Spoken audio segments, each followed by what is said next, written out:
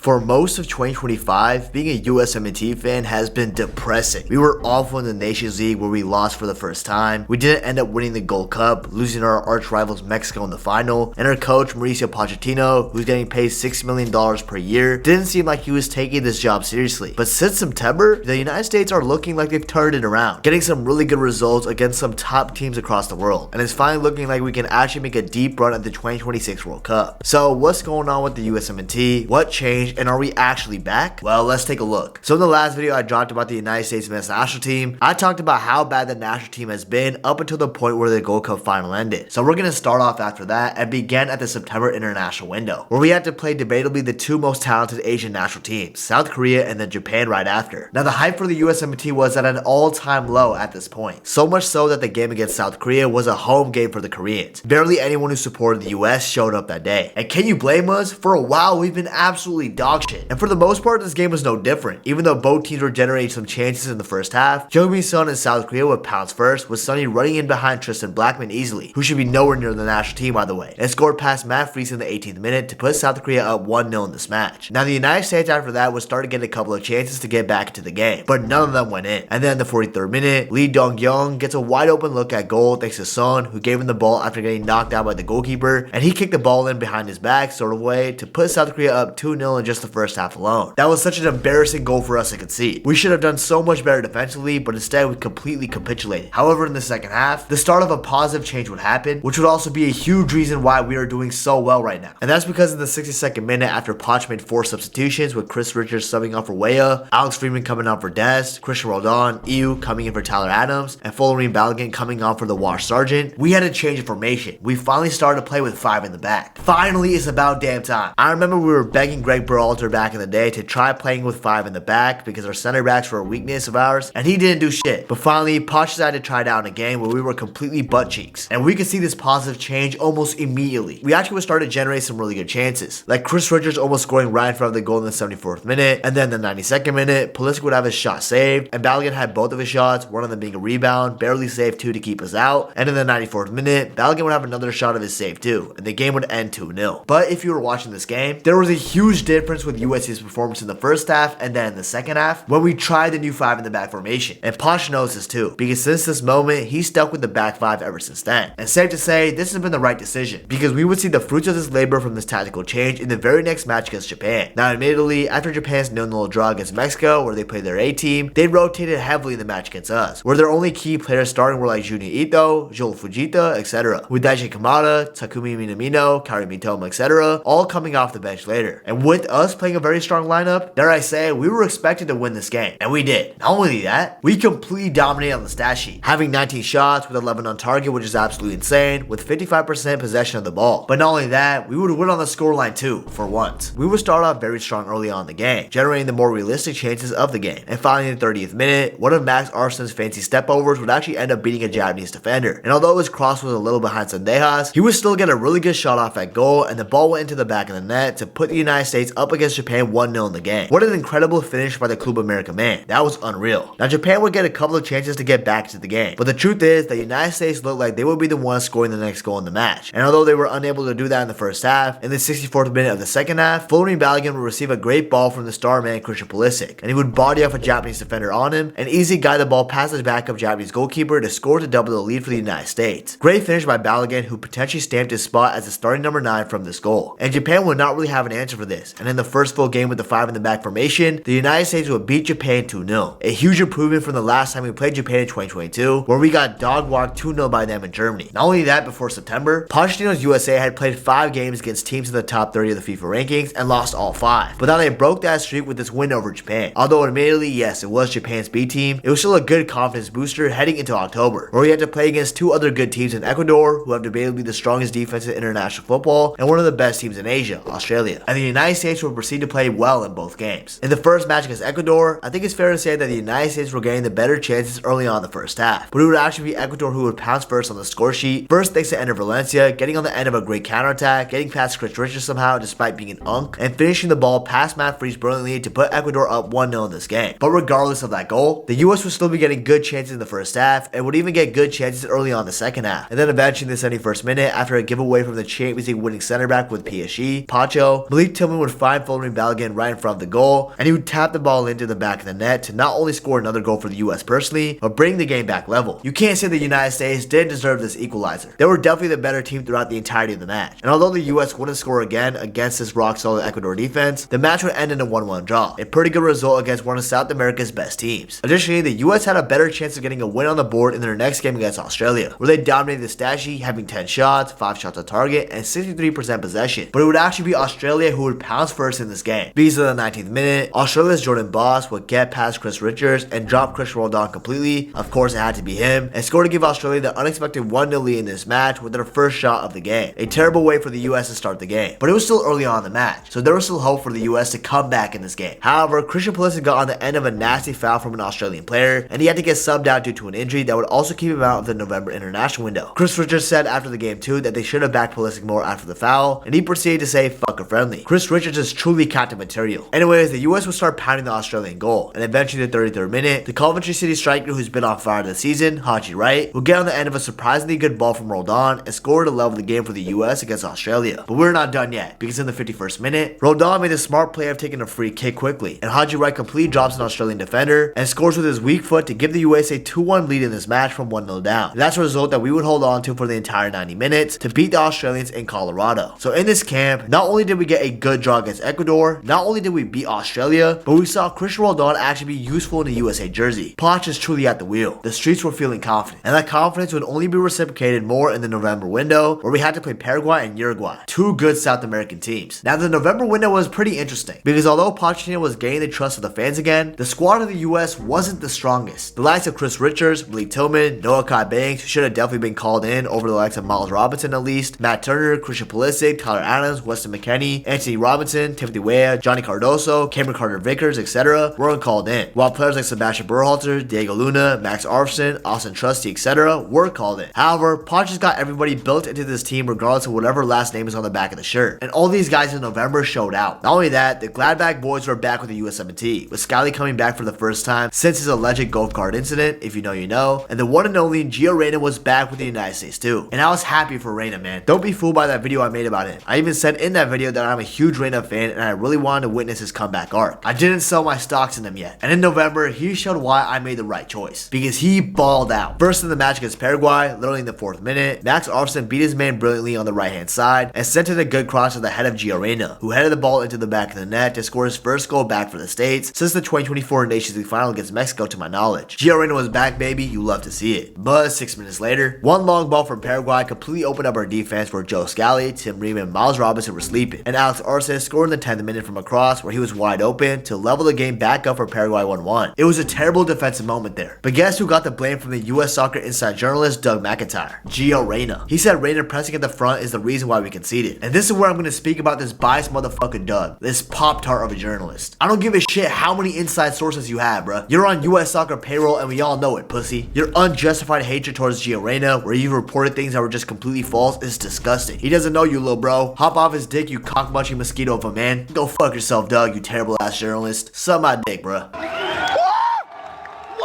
Anyways, now that we got that out of the way, sorry, I just had to get that one out of my system. The US would have the better chance in the first half, and also later in the second half too. We were definitely playing better than Paraguay up to this point, and eventually in the 71st minute, Gio Reyna and Florian Balogun had some great link-up play, just like they did back in the 2023 Nations League final, where those guys connected against Canada to help us win our second Nations League. They connected once again this time with Gio Reyna crossing the ball to Balogun, who got on the end of the ball and slammed the ball in with his weak foot to restore the lead for the US, as they were now beating Paraguay 2-1. Keep in mind, this is Paraguay's A team. They were missing nobody. They had Almiron on the pitch, they had Enciso, etc. This was a good Paraguay team that beat the likes of Brazil in qualifying, beat the likes of Argentina in qualifying, etc. And we were beating them. Well, we beat them 2-1. Paraguay didn't come back after Balogun scored his goal. However, Alex Freeman got in a bit of a scruffle with the Paraguayan team, and it turned into a whole fiasco, with Berhalter jumping in, Miles Robinson jumping in, etc. This fight had me hyped. Seeing the US not backing down from a fight, showing that we're dogs once again, was such a good feeling, man. Poch got these guys pumped up, and I love that, man. And then in the following match against Uruguay, even though we had a heavily rotated lineup, we were pumped up for this game. And we ended up pumping Uruguay, the side that knocked us out in the Copa America 1-0 in the last group stage game back in 2024. Starting off in the 17th minute, the set-piece specialist, Sebastian Berhalter, had a Toni Kroos versus Sweden World Cup 2018 moment, and he passed his free kick to Dest, who left it for Berhalter, who smashed the ball past the entire Uruguay defense to put USA up 1-0 in this game. What an absolute belter from Sebastian Berhalter. I've been down in him, but right now he's been proving me wrong, so I just gotta respect his hustle. The man who made this TikTok right here dunked at Uruguay, by the way. That's crazy.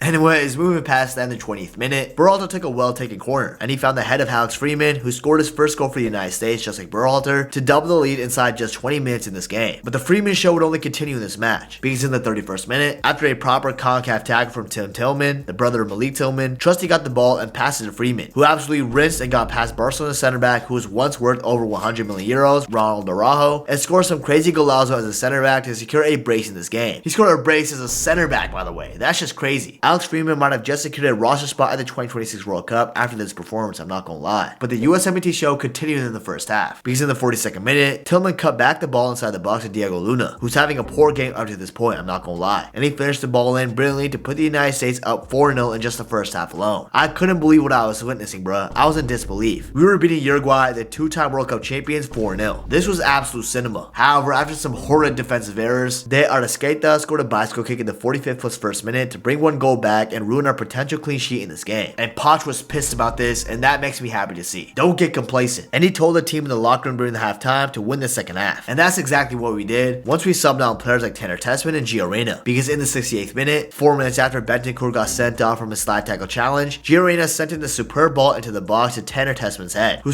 also scored his first goal for the United States, but also helped Gio get another goal contribution in this November window. Gio had 3 goal contributions in a total of 90 minutes in 2 games for the United States in November. I'm telling you, bruh, he's back. He's back. But like I said, we won the second half, and we won this game against Uruguay 5-1. And since this 5 in the back formation change, and this change of culture that Pochettino has been chirping about, we've been unbeaten in our last 5 matches against top 40 FIFA ranked opponents who all qualified for the World Cup, with us beating 17th place Japan 2-0, drawing at 24th place Ecuador 1-1, beating 25th place Australia 2-1, beating 39th place Paraguay 2-1, and smashing 15th place Uruguay 5-1. We literally could not be more back. This is amazing. I can't believe my eyes. Listen, I did say some crazy things about Poch in the last video I made about the US. Pochettino, until he proves me wrong, which is literally only at the World Cup, is a clown. I'm not a fan of this hiring no more, man. He's just a puppet. That's all he is. Doesn't even look like he cares about this job. And I just gotta say, yeah, I was wrong. My apologies. I was not familiar with their game, Poch. I owe you an apology. I wasn't really familiar with your game. Because it seems like this entire culture shift that he's been harping about is finally paying off. I mean, Greg Berhalter created shit culture. The players were treating national team camps like it was vacation, with none of them ever feeling threatened about their spots on the national team. Like, McKennie really showed up to Copa America unfit, and Berhalter still started him in all 3 group games, with his teammates shocked about that, and it seemed like Berhalter lost control. So Poch had to fix this entire soft culture, while also preparing the team for the World Cup. And safe to say, he's been doing that. The United States are back, man. We are back. Bring on the World Cup. Bring on the Super Bowl. We're winning it all, baby. Summer 2026, we will be there no matter what. I just hope our group will be favorable, because if we get the likes of Morocco and Norway in our group or some shit, I will end it all. Please, footballing gods, don't do this to me. Liverpool have already caused me enough pain this season. Anyways, what are your guys' thoughts about the resurgence of USA's form? Are we actually back, or is this luck? And does it make it even better that Mexico are losing to the teams that we're beating? Because that does make me quite happy, I can't lie. But anyways, if you enjoyed this video, please remember to subscribe. I really appreciate it. And please be sure to follow my Instagram, Twitter, Twitch, and join the Discord community. All the links are in my YouTube description. And last but not least, if you want to learn about everything that happened in World Cup 2026 qualifying in November, you definitely want to check out this video right here. You won't regret it.